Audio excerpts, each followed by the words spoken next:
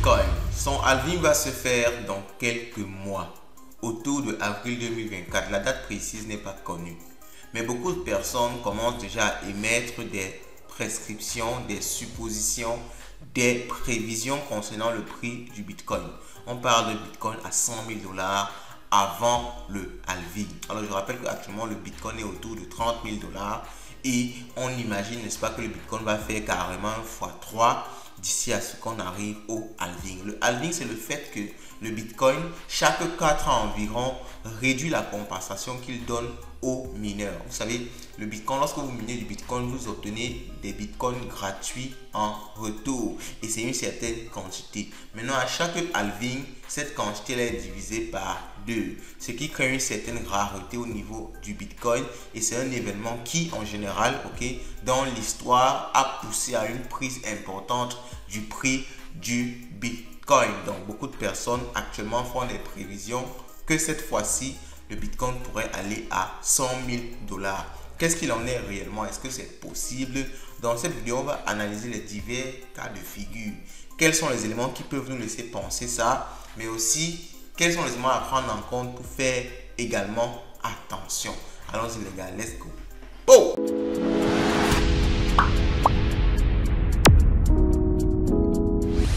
D'abord, d'où vient cette histoire de 100 000 $, de cette histoire de prévision de 100 000 $? Ça a commencé par Adam Back. Alors, Adam Back, c'est un personnage très connu du monde du Web3, du monde des crypto-monnaies. Il a été un moment pris pour Satoshi Nakamoto. Beaucoup de personnes ont pensé que c'était lui, Satoshi Nakamoto. D'ailleurs, il a collaboré, je pense, avec Satoshi Nakamoto pour la création du Bitcoin. Donc, beaucoup de personnes même pensent aujourd'hui toujours que c'est lui, mais il ne veut pas se dévoiler. Alors, Adam Back a fait un pari avec un autre personnage très connu du monde du Web3, Viking Bitcoin 9. Vous pouvez le retrouver sur Twitter. En passant, abonnez-vous sur notre Twitter également, Light Finance 237. Les liens sont en description. Abonnez-vous sur la chaîne YouTube si c'est la première fois que vous découvrez cette chaîne. Ici, on parle de crypto-monnaie, d'entrepreneuriat, de finance, de bourse, globalement, de tout ce qui peut vous rapporter l'argent. Car chez nous, l'argent, c'est le nerf de la guerre, les gars. Alors, donc, Adam Back a fait le pari avec Viking Bitcoin. Et dans ce pari-ci, comme vous pouvez voir dans cette conversation-ci, je pense que le Bitcoin va atteindre les 100 000 $. 100 000 $, c'est autour de 65 millions de francs. D'ici avril 2024, donc avant le halving. Donc, le Vikingo lui dit, tu veux me tester, en fait, tu veux faire un pari? Il dit, ok, je suis prêt à faire un pari. Donc, ils en ont parié que si, d'ici le 31 mars 2024, dans la soirée, à minuit, si le Bitcoin a dépassé ou a atteint les 100 000 $, j'ai gagné le pari, tu me dois 100 000 $. Si c'est l'inverse, ça veut dire c'est plutôt toi. C'est plutôt à toi que je vais devoir 100 000 $, c'est à toi que je vais payer les 100 000 $. Alors 100 000 $ pour leur niveau, c'est pas grand chose parce que ce sont des millionnaires en crypto, des multimillionnaires en crypto, mais le fait de le dire déjà, ça montre quand même une certaine foi au Bitcoin, parce que imaginez quelqu'un comme Adam Back avec tout ce background dans l'écosystème crypto, avec le fait qu'on pense même que c'est lui qui a créé le Bitcoin. Si lui il peut affirmer ça, je pense qu'il n'a pas vraiment envie de perdre 100 000 $. Bon, sauf s'il veut faire le buzz d'une certaine façon pour attirer, n'est-ce pas, un certain flux médiatique autour de sa personne. C'est vrai qu'il est déjà assez connu. On ne sait pas, il y a beaucoup d'hypothèses.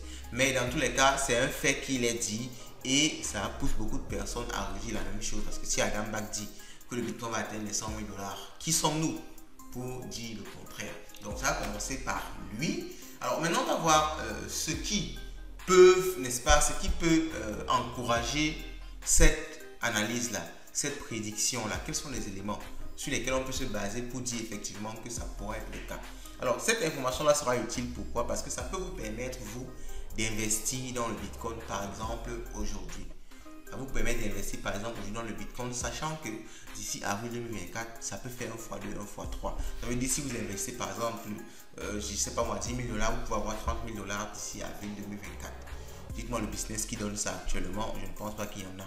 Si vous investissez 100 000 $, 300 000 $, 1 million de $, 3 millions de $, faites vous-même le calcul, les gars. Ça peut être très intéressant si c'est que ce qu'il dit là, ça va être vrai, parce que le Bitcoin actuellement est autour de 30 000 $.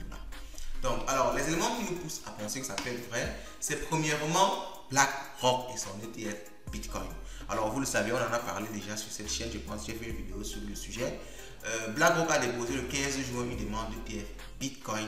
Donc, BlackRock, c'est le plus gros fonds, d'investissement au monde. Donc, BlackRock, le plus grand gestionnaire d'actifs, il gère plus de 10 trillions de dollars. 1 trillion, c'est 1000 milliards de dollars. Donc, les gars gèrent plus de 10 000 milliards de dollars.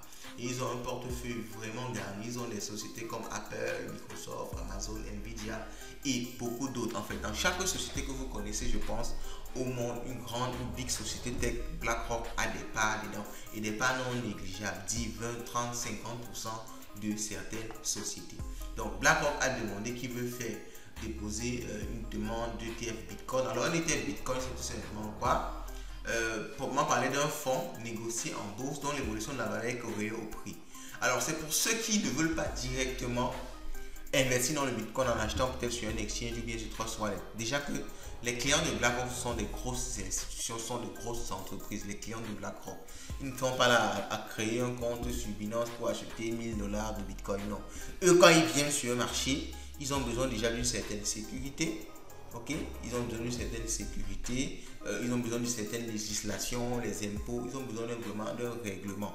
Ok, donc les ETF viennent donc là pour essayer de bien organiser tout ça et de leur permettre à les clients de BlackRock de s'exposer au Bitcoin d'une façon plus sécurisée pour eux. Ok, donc ils vont venir, vous imaginez les clients de BlackRock, ils gèrent plus de 10 000 milliards de dollars. Vous imaginez que ce sont des clients qui sont costauds et qui ont vraiment de l'argent. Donc si ce genre de personnes s'exposent au Bitcoin, on imagine qu'il y aura une pression acheteuse immense. Beaucoup de personnes, dont des milliards vont rentrer dans le Bitcoin. Et si beaucoup de milliards rentrent dans le Bitcoin, vous savez que c'est vraiment la loi de l'offre et de la demande. S'il y a beaucoup d'acheteurs, s'il y a beaucoup d'entrées, s'il y a beaucoup d'argent qui entre, forcément le prix du Bitcoin va exploser. Donc c'est vraiment un élément qui nous laisse penser que ce que Adam Back a dit est possible. Bon, maintenant, jusqu'à les 100 000 dollars, on ne sait pas si ça va arriver jusqu'à ce point. Donc, un actif ou un indice spécifique, par exemple, l'ETF Eurostock reproduit la performance de l'indice boursier européen. Si l'indice augmente, l'ETF augmente et inversement. De manière générale, les ETF sont utiles pour s'exposer à différents marchés à moindre coût. Dans le cas du Bitcoin, un ETF associé à sa valeur permettra à n'importe quel acteur d'investir dans le leader des crypto-monnaies sans avoir à le détenir directement. Donc vous allez acheter l'ETF, maintenant l'ETF réplique la valeur du Bitcoin et ça vous permet de profiter du Bitcoin sans avoir besoin d'avoir du Bitcoin directement. Ça permet d'avoir une certaine sécurité. Cela revient en grossissant le trait à acheter des actions qui suivent le prix de l'actif. Ici le Bitcoin. Donc l'ETF Spot et l'ETF Future. Alors il y a un ETF Future qui avait déjà été validé avant. Maintenant, c'est l'ETF Spot. Et ce n'est pas juste BlackRock qui a demandé l'ETF Spot. Il y a beaucoup d'autres gros fonds d'investissement. Donc, on imagine qu'il y aura beaucoup d'argent qui vont venir autour du Bitcoin. C'est ce qui peut vraiment causer une prise de valeur du Bitcoin. Donc, il y a les ETF Spot, comptant et les futurs, les ETF à terme. Les ETF Spot se négocient sur la base du prix du Bitcoin directement. A l'inverse, les ETF futurs suivent les contrats à terme d'un actif et non celui de l'actif lui-même. L'évolution de la performance n'est pas directement corrélée au prix de l'actif visé. Bon, on a parlé des contrats à terme ici. Je vais peut-être vous laisser une vidéo plus haut où vous pouvez retrouver cette vidéo là sur la chaîne Contrat à terme Light Finance. Vous allez retrouver la vidéo. Donc, alors la demande sur un ETF Spot. Alors, donc globalement, c'est la première information. Donc, quel impact aurait l'approbation de l'ETF Bitcoin Spot? L'ETF Bitcoin permettra aux investisseurs d'accéder facilement au Bitcoin à travers un produit réglementé listé au Nasdaq. L'exposition au Bitcoin serait directe contrairement aux ETF futurs. Un ETF Spot serait probablement plus liquide qu'un ETF futur. Ici, il faut le processus d'investissement et limiter les désagréments causés par les contrats à terme. Fatalement, cela ouvrirait la voie à un marché beaucoup plus important. Les acteurs institutionnels qui sont en général les clients de BlackRock pourraient détenir des actions d'utilisation en Bitcoin sans avoir à s'exposer au tracker lié à son acquisition et à ton stockage. Ni avoir à recourir à une plateforme d'exchange. Donc, maintenant on dit en résumé, l'ETF célébrer l'approbation de la finance traditionnelle et du régulateur envers Bitcoin. Donc, si on accepte l'ETF Spot, tout ce que la SEC a contre le Bitcoin va être vraiment réduit parce que là, il y a déjà quelque chose de réglementé qui permet de s'exposer au Bitcoin. Donc, les chances de la demande, alors ça, ce sont d'autres débats dans lesquels on ne va pas rentrer ici, mais vous comprenez déjà que cette première nouvelle-là peut vraiment booster le prix du Bitcoin. Alors, une deuxième nouvelle qui est également intéressante, c'est la dominance du Bitcoin. Le Bitcoin domine le marché, comme on peut le voir ici. de 48%. Donc tout l'écosystème crypto, Solana, Matic, Ethereum, le Bitcoin domine tout ce marché-là avec 48%. Récemment, c'était autour de 50% carrément. Donc le Bitcoin reste jusqu'aujourd'hui, depuis sa création, le leader comparé à d'autres crypto-monnaies qui ne font que changer de position. Hormis cela, le Bitcoin prend énormément de valeur comparé à tous les altcoins. Okay? J'ai fait une autre vidéo ici où je vous partageais le rapport de CoinGecko qui a montré que le Bitcoin depuis janvier a pris près de 6 ou 8%, je pense bien, si je me rappelle de mémoire, pendant que les autres altcoins, qu'un autre altcoin a réussi à performer autant. Donc vous voyez que le Bitcoin reste jusqu'aujourd'hui le leader, pas juste parce qu'il est la première crypto-monnaie, mais parce que l'intérêt envers les crypto-monnaies se tourne toujours jusqu'aujourd'hui vers le Bitcoin, malgré toutes les crypto-monnaies, les PP coins, les shitcoins, les Shiba Inu, les Dogecoin qui sont venus par la suite. Donc le Bitcoin reste vraiment toujours le maître. Donc on suppose que s'il y a un regain sur le marché crypto, l'argent va se diriger vers le Bitcoin. Alors une troisième nouvelle qui peut nous pousser à penser que ça peut le Bitcoin peut atteindre les 100 000 $, c'est le stablecoin de PayPal. J'ai également fait une vidéo sur le sujet. PayPal lance un stablecoin qui sera adossé pas sur le réseau Bitcoin mais plutôt sur le réseau Ethereum. Mais globalement, étant donné la taille de PayPal, ça va amener beaucoup de personnes à s'intéresser aux crypto-monnaies parce qu'il y a des gens qui ne connaissent même pas encore les crypto-monnaies. Et PayPal a plus de 430 millions d'utilisateurs actifs. Donc, ça va dire que subitement, parce que PayPal va forcément informer autour de ce qu'ils vont faire là, ces 430 millions d'utilisateurs là vont être au courant qu'il y a les crypto-monnaies.